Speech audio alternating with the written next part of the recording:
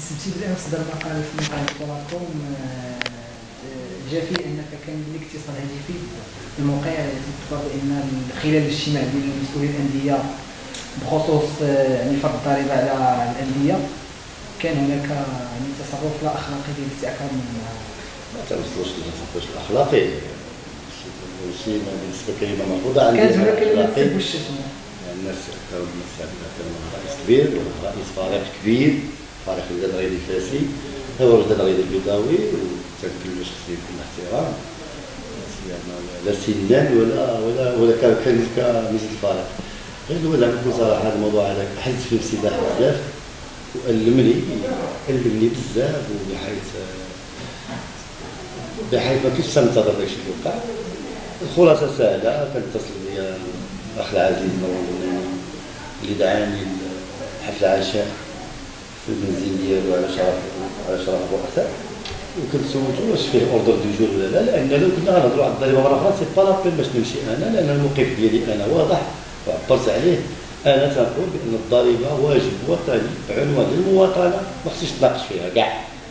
الموضوع لا نتناقش شي حوايج اخرين، نتناقش في المسائل اللي هي تتهم الكره ديالنا الفرق ديالنا احتلال سي الجامعه ديالنا هذه. اما فاش تناقش عن الضريبه فتنشوف بان من العيب بان نتناقش عن الضريبه، لان الضريبه بالنسبه لي انا عنوان للمواطنه، الضريبه واجب وطني ما تنهضروش فيه. فهو صراح لي قال لي لا ما هو الا حل الحاجه باش التعارف بين الرؤساء. قلت له هذه بديله طيبه وجبت لك داكشي اللي كان ما حضرتش. وكان هناك حديث ايضا على خلق وداديه ديال بدات قلت انا جاي لحفل العشاء ما كاين حتى شي برنامج حتى شي اوردر جو، لان كون في موضوع غادي يجي بوجه راسي الموضوع.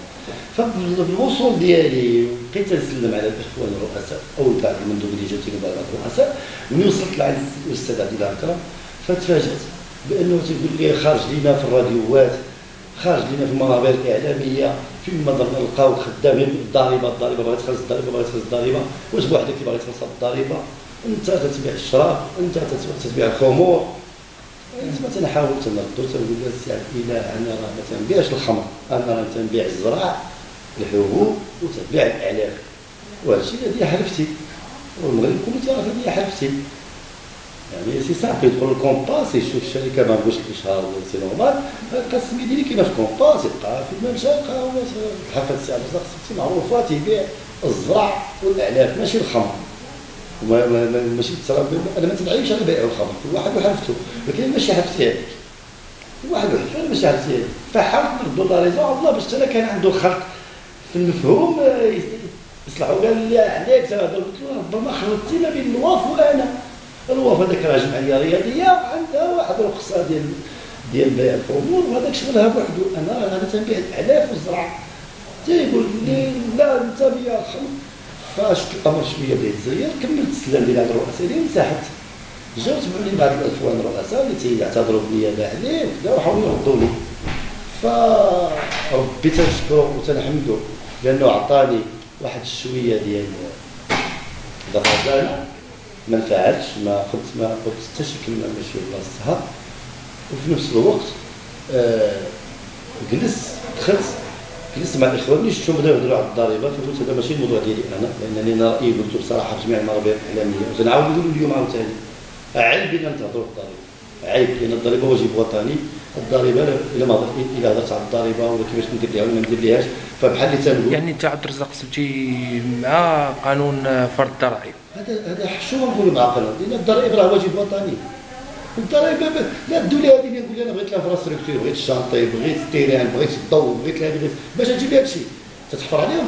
راه الضرائب راه عندها نسبه كبيره في سميتو في الرصيد ديال ليطا. راه ما خصناش نتناقشوا في مشكل الضرائب. النهار اللي قلنا احتلال راه فيها ضرائب، النهار اللي قلنا القانون التربيه البدنيه جديد فهناك ضرائب. فهذا الشيء راه واضح، ما نقولش بقى تفاجئنا لهذا اليوم، هذا الشيء راه معروف هذه سنين، كنا عارفين ان الضرائب غتجينا من بعد.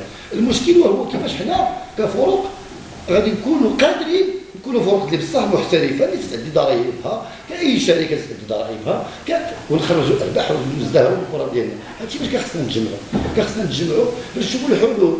يعني هذا هو السبب الرئيسي اللي خلاك تنسحب من الاجتماع الاول ديال رؤساء الانديه؟ انا جيت واش انا داير اجتماع مع رؤساء الانديه فرحت، لان هذه 3 سنين ما تجمعناش بعضياتنا. ملي بغينا نتجمعوا فانا قلت غنتجمعوا غنناقشوا المواضيع اللي هي مهمه نناقشوا الشرعيه والقانونيه ديال الجامعه ديالنا، نناقشوا كيفاش غادي نزيدوا هذه الكره وهذه الفروق باش كلهم يكونوا فروق محترفه ديال الصح وعندهم ركائز صلبه، وكيفاش يمكن لينا نوصلوا لهذاك المجتمع الكبير اللي هي فروق محترفه، ماشي باش نناقشوا على الضرائب. الضرائب راه واجب وطني، انا راه خصني هذه خصني انا العمل اللي خصنا نديرو حنا كفروق وهو ننميو نخمموا كيفاش ننميو فروقنا ونردوا فروق محترفه. واما الضرائب راه غير دنا الضرائب بعد ثانيه شنو الضرائب؟ انا باش ندخل عليه الضرائب؟ الضرائب راه اللي هي امبليكي على لي جوار باغ اكزومبل لي جوار لي زومبلويي دو كلوب كلهم فيهم لي جوار فيهم لي زومبلويي فيهم لي زونكادرور فيهم لي زونترينور وهذوك راهم تاهما عمال. فكيف يعقل بان الموظف البسيط يخلص لي جهه ديالو وهذاك السيد ما يخلصش؟ فما يمكنش. وهو اللاعب براسو بنفسه راه مصلحته الضرائب لان تضمن ليه مستقبله اوتوماتيكمون. كاين لا سي ان اس اس اكوتي، كاين لا ريتريت ديالنا غيسالي كورسو، كاين عنده لامور، كاين عنده وليداتو، كاين بزاف المسائل. فاذا هذه هي الهيكله. كيفاش بغيتي انت هيكله تهضر على الاحتراف بدون هيكله ثانيه اللي هي الضرائب اللي هي المصلحه العامه لا للبلاد ولا للاعب ولا الفروق. ثانيا الضرائب شنو هي الضرائب؟ الضرائب هذا اول حاجه اللي كتشفاف ونقي. فمن راه الضرائب تدخل معك الحسابات الفروق، فهذيك راه عربون ديال الشفافيه الفروق ديالي. ما نكون تخرج الضرائب ديالي وعندي المسائل ديالي كلها مضبوطه، فتكون عربون الشفافيه بالنسبه للمحتضنين. المحتضن اللي تيقبلك باش يعاونك ويساهم معك ويجوز الصوره ديالو مع الفريق ديالك. فانت تكون انت انسان مواطن صالح تدخل الضرائب كلشي تو في نورمال، الخير جاي قدام. دونك انا ساعدت يعني كنت نتمنى من الله 3 سنين وحنا ساكتين. الجامعه ما قديناش نديرو حتى اجتماع بعضياتنا نقولوا اللهم هذا ما نقولوش واحد الجامعه بغا يدير الجمعه ديالك. الجامعه 3 سنين ما دارش الجمعه، الجامعه 3 سنين تسحب القوانين، الجامعه 3 سنين تتزوج القوانين بحال حدثت المجموعه الوطنيه للنخبه بالهوات بدون حاسب ورقي، قانون الاحتراف بدون ما تصوت عليه ولا بيكون يخرج من القاعده، الجمعيه العام الجامعه ما تديروش، لا تقرير ادمي تقريبا ديال 3 سنوات.